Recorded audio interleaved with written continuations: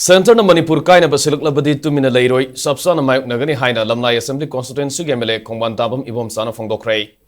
BJP Lamlai Mandal na Sinduna Independence Day Gamari Lenin ngasi Hargar Tiranga Pangthokhrei Nongada da leiba MLA gi yumdagi hoduna Lamlai fawba satkiba khongset aduda BJP Manipur gi Vice President N Nimbas yauna BJP Lamlai Mandal gi lusingba singamadi member singa saruk yaki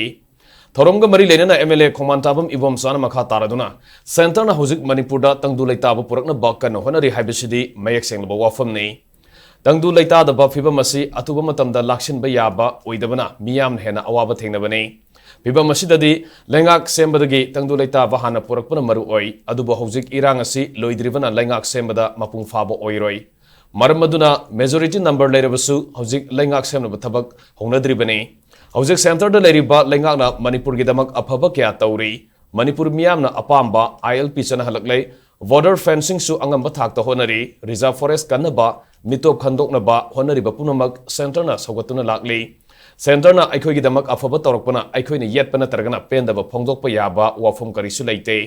kanagumba kharana aranba pawda yumpham oraga cookie singi tokhaiba lambi ama semna ba honabada center na sogale haina sandokpasi laibak thibani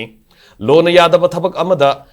Center na Manipur da tarukadaba natte karigumba Manipur miyamna pamdaba Manipur kaiba yaba thabak Prime Minister Narendra Modi makna taruklabadi BJP Manipur amadi masige MLA singna yengduna leigadaba natte adugumba pibam laklabadi imalebaki damak lepkani haiki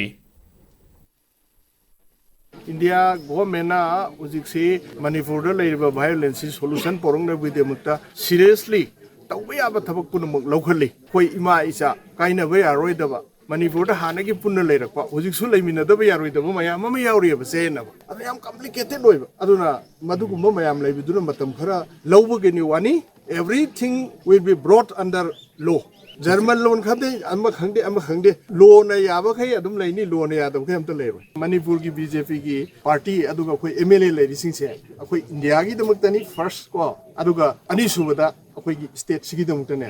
state sigi people singda sokadaba state sida sokadaba do or agadi kanano oiraga su Modi na haro jo khoi yaro